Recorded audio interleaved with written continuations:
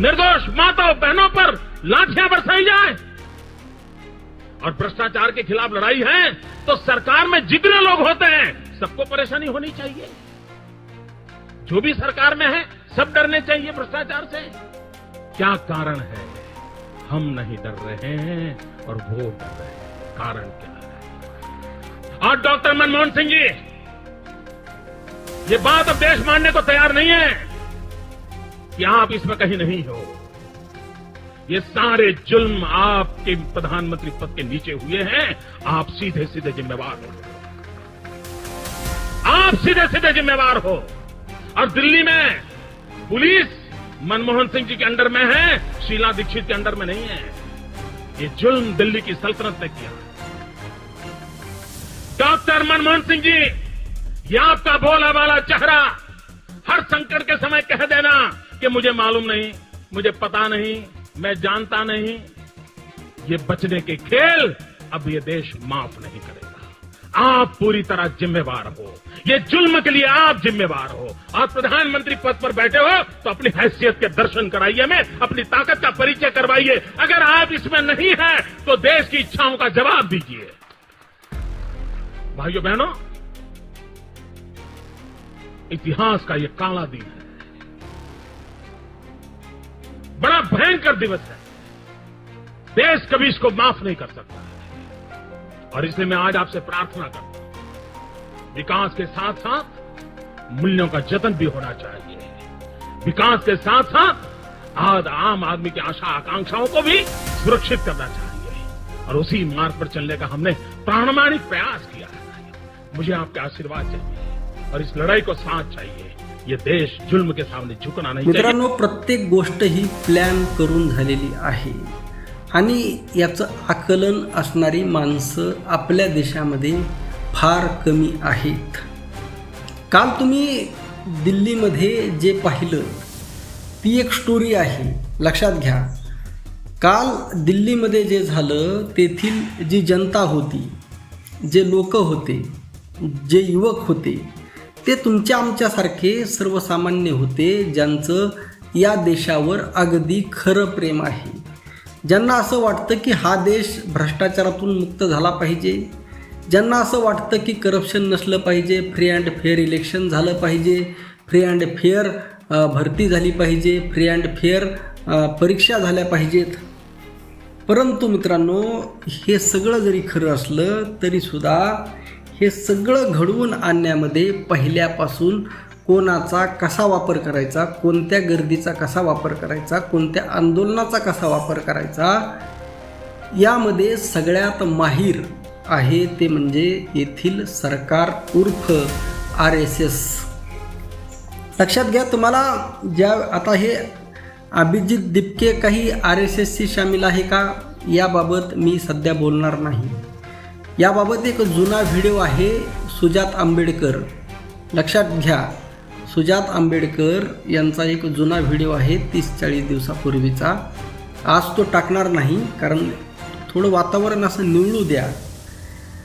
हां, परंतु अभिजित दिपके यांचंही या देशावर तितकंच प्रेम आहे। सोनम वांगचुकसुद्धा देशप्रेमी आहेत, तेथील आलेले आंदोलकसुद्धा देशप्रेमी आहेत। परंतु तुमच्या देशप्रेमालाचा सुद्धा कशा पद्धतीने वापर करायचा आणि इन फ्युचर भविष्यामध्ये आता बघा, लोकांमध्ये जो गुस्सा भरलेला होता, क्रोध भरलेला होता, राग भरलेला होता, तो कुठंतरी व्यक्त होणं गरजेचं होतं आणि अगदी सुनियोजित पद्धतीने त्याला एखादी वाट करून देणं गरजेचं होतं आणि ते काम अगदी ठरवून काल RSSने केलेलं आहे, भारतीय जनता पार्टीने केलेलं आहे। 4 गुजरात्यांनी हा देश पूर्णपणे ताब्यात घेतलेला आहे आणि RSS मधील अनेकांना हे आवडत नाही, हे सुद्धा महत्त्वाचं आहे। बघा, RSS ही संघटना सुद्धा आता पूर्णपणे RSSच्या कंट्रोलमध्ये राहिलेली नाही। जे RSSचं नेतृत्व आहे ते मात्र यांना शामिल आहे।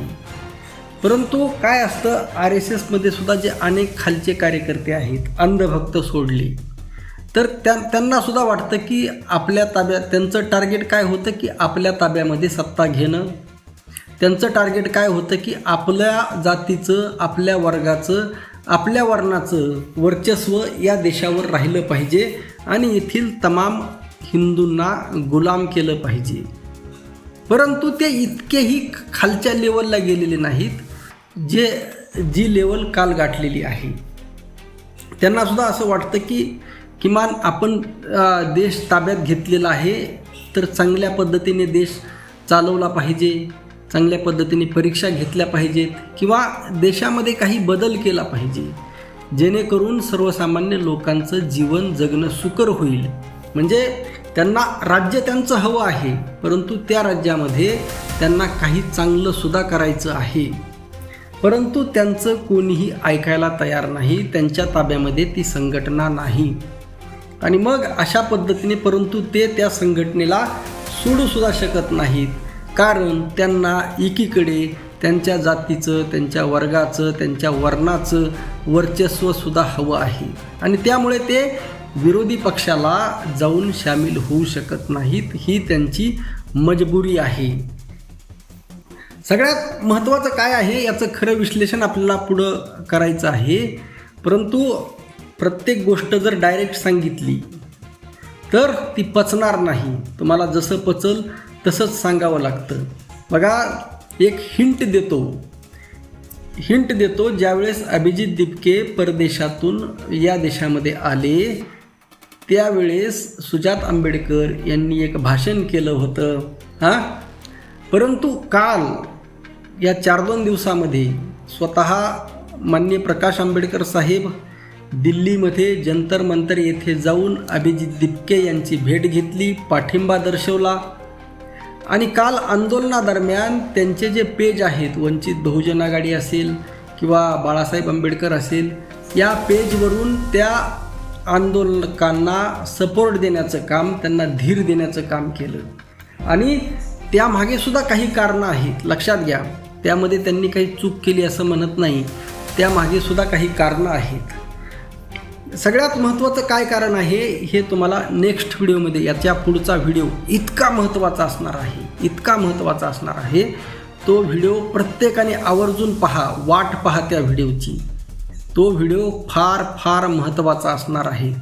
प्रत्येक भारतीयाने तो व्हिडिओ पाहिला पाहिजे. आणि काही गोष्टी अशा आहेत ज्या सगळ्यांकडूनच चुकलेल्या आहेत. या चुका सुधारणं गरजेचं आहे. सुदैवाने आपल्याकडे काही चांगले नेते आहेत, चांगला विचार करणारी माणसं आहेत, परंतु वास्तव काय आहे हे लक्षात घेणं गरजेचं आहे. आता तुम्ही या सुरुवातीला एक क्लिप पाहिली आणि आता ही शेवटची एक क्लिप पहा आणि पुढच्या व्हिडिओमध्ये आपण डिटेलमध्ये काही गोष्टी मांडणार आहोत. तुर्तास ही क्लिप पहा. देखिए, प्रधानमंत्री जो बात कह रहे हैं वो लोकतंत्र के विरोध में है.